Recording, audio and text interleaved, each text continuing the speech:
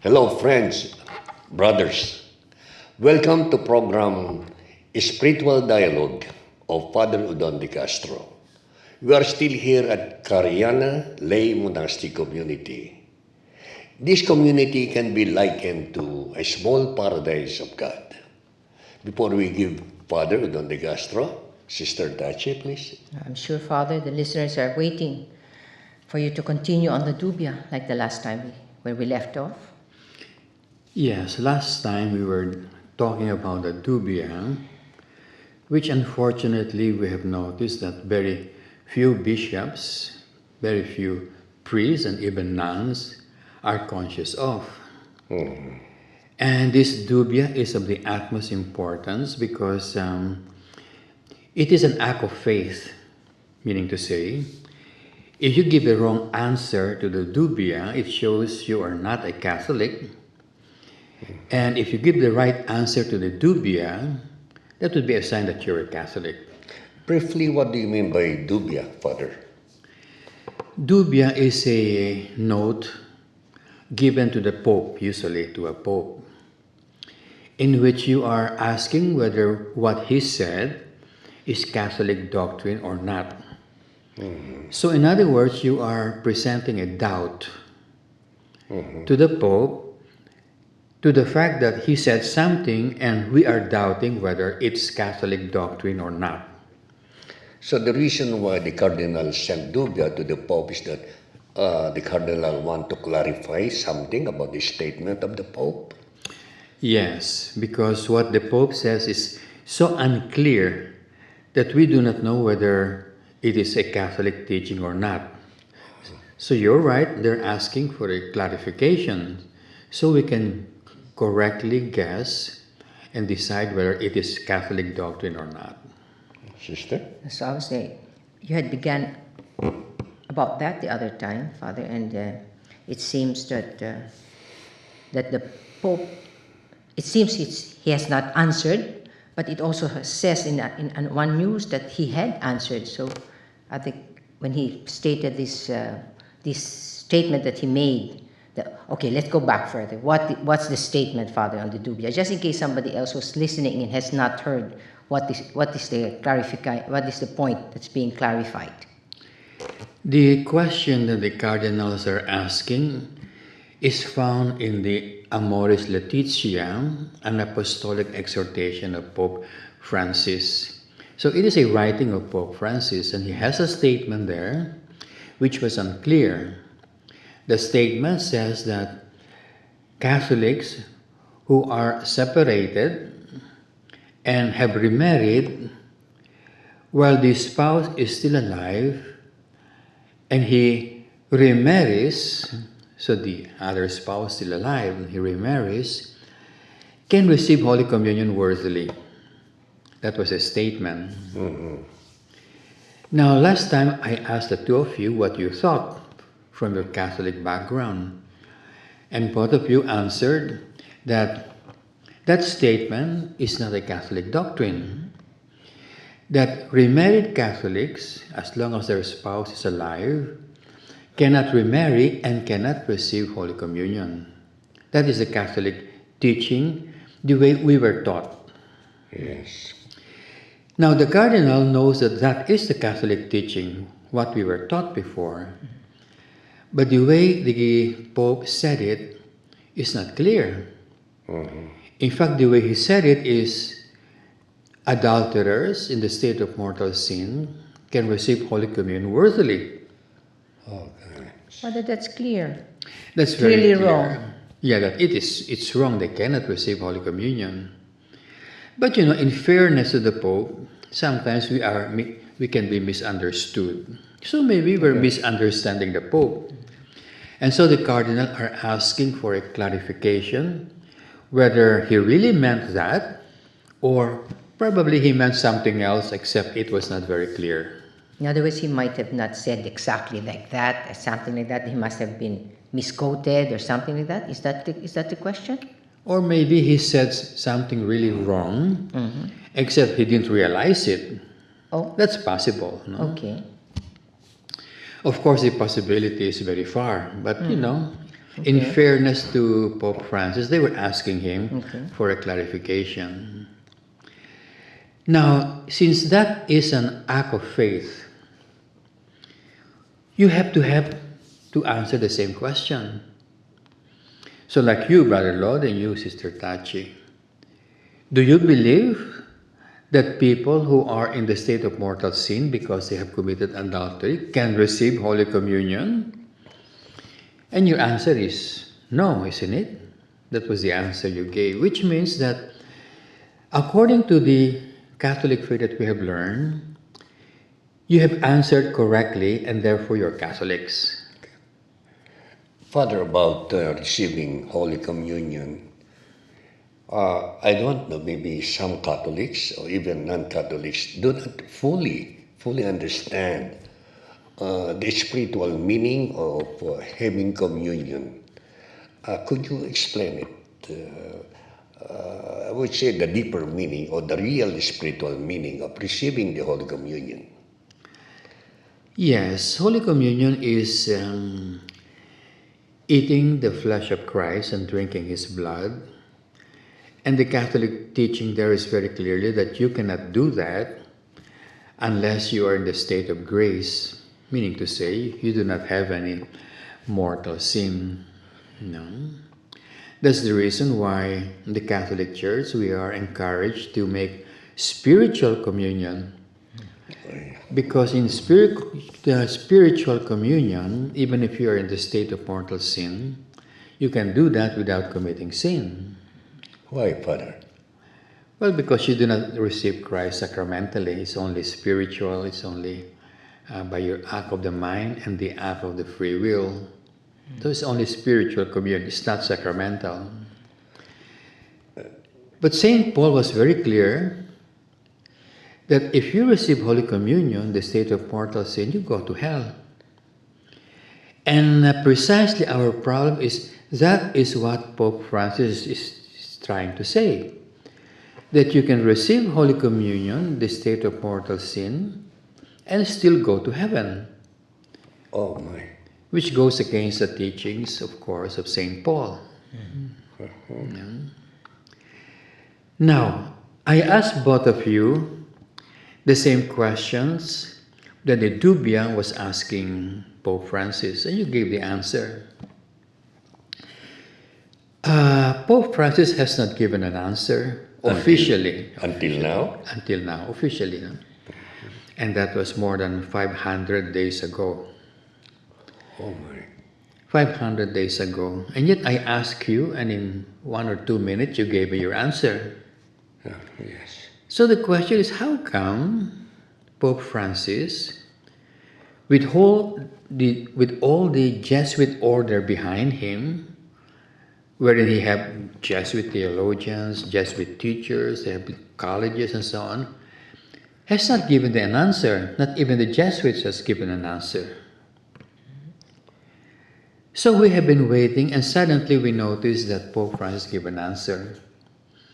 And we feel that the answer he gave was wrong. What was the answer, Father? That those with mortal sin can receive Holy Communion. Yeah, thank you, Father. That was the answer he gave. And that answer was published in what you call the Sed Acta Apostolici Sedis. That's the official book that contains the teachings of the Catholic Church. Just thinking, Father, where does Pope Francis base that kind of reasoning, which is very wrong, not in accordance to the Catholic teaching? He does not say where he based that teaching because you cannot find where that kind of teaching is based on because it's something heretical. Based on his own kind of thoughts? Probably. Just his own thought, maybe it's from his own temptations to go against the teaching of the Catholic Church. We don't know where it came from. But the statement definitely is un-Catholic. Now, what we were discussing last time is the fact that many bishops, especially in the Philippines, majority of our bishops, not all, But when we say majority, meaning to say at least 2/3, have agreed to what Pope Francis was teaching in Amoris Laetitia. They agreed. They agreed to the fact that remarried Catholics in the state of mortal sin can receive Holy Communion. But I don't understand it, Father. How come those bishop cardinals agreed on something that is not Catholic, that is entirely wrong? Well, because Pope Francis said it, and he's the Pope. And so, if the statement is wrong, why would you agree? That's true.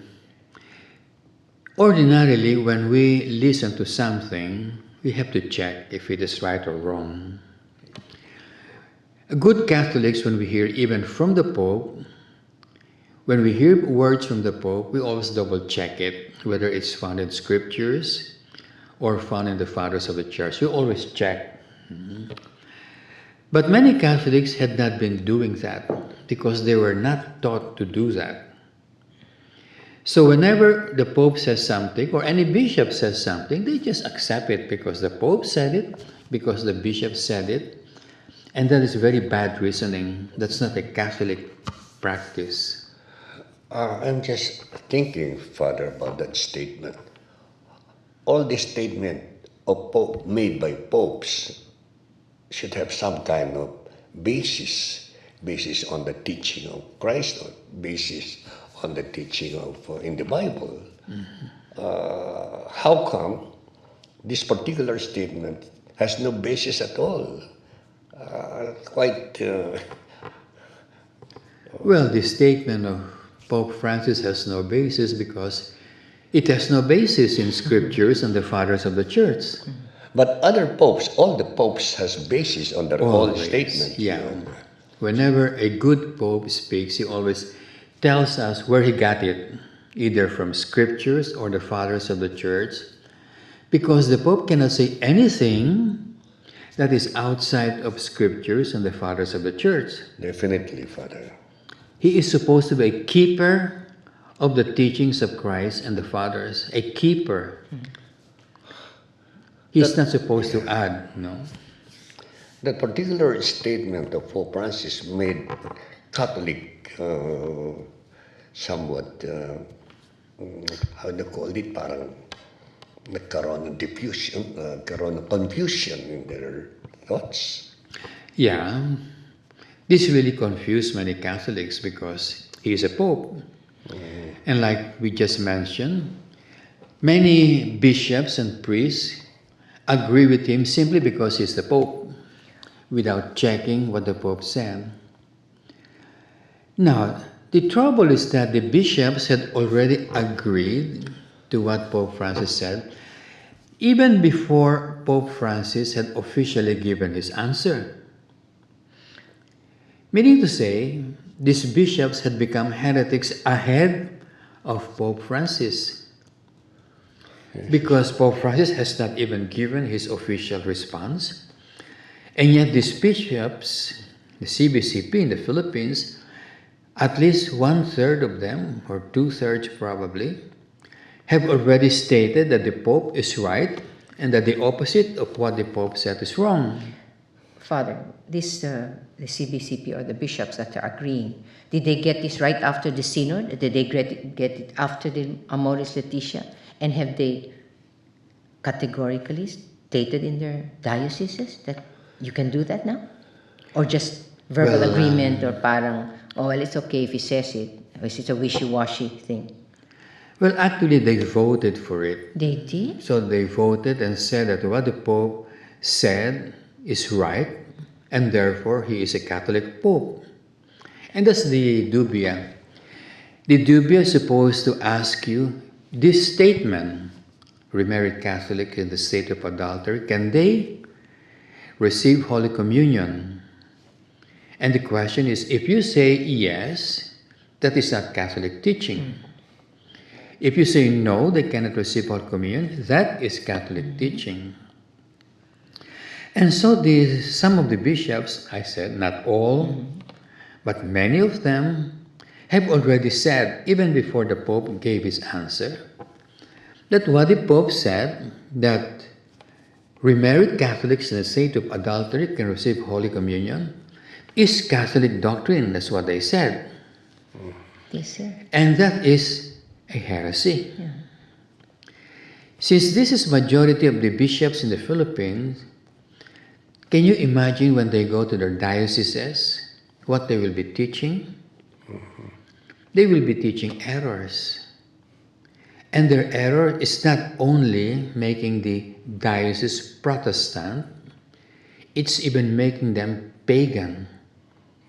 Because that is not even a Protestant doctrine. It's not a Catholic doctrine, it's not even a Protestant, it's purely a pagan doctrine. So we have that danger of bishops after the CBCP in Cebu, which is finished already, so they're all back in their dioceses, probably teaching pagan doctrines. This is, Father, the latest CBCP, the January one? Yes, the latest CBCP meeting in Was Cebu. in Cebu? Yeah. And they have stated that. So they, yes, Father, if they stated that, then those who've agreed have gone back to the dioceses to tell them that this is so. Is that not the next step? Well, Or they... the possibility is great that they didn't know what they were voting upon, Oh boy. Okay. which a rational person should never do. You should never vote on something or sign your name on something that you know absolutely nothing about. There is this strong hint that they have not even read Amoris Laetitia, Oh boy. that they do not even know that there is a dubia, that almost certainly they do not even know the contents of the dubia and what it means and what are the consequences. And so there is a great possibility they voted just to please somebody. Maybe just to please the Pope, who was not present in the meeting in the first place, or maybe to please somebody, an officer of the CBCP, who seems to be very influential in the Vatican. But it seems everything is just pleasing somebody. And that's the reason why Ratzinger before had condemned this, they call it Bishop Synod, Or Bishop's Conference. These or conferences. Bishop's Conferences, yeah, Bishop's Yes, Conferences. conferences. He calls it the most useless apparatus in the Catholic Church. Most useless because bishops only go there in order to pat each other's back and say hello, and then do things which are irrational. And Ratzinger wrote this in his book, The Ratzinger Report. But in the case of Pope Francis, he has made a small bishops' conference, like small Catholic church, where they can practically decide what Catholic truths to believe. I'm very sorry, Father, but we have no more time. Maybe next broadcast you can continue explaining this kind of confusion. And thank you very much for viewing Spiritual Dialogue with Father Dante Castro, and we will be back. Thank you so much. Hosanna, Hosanna.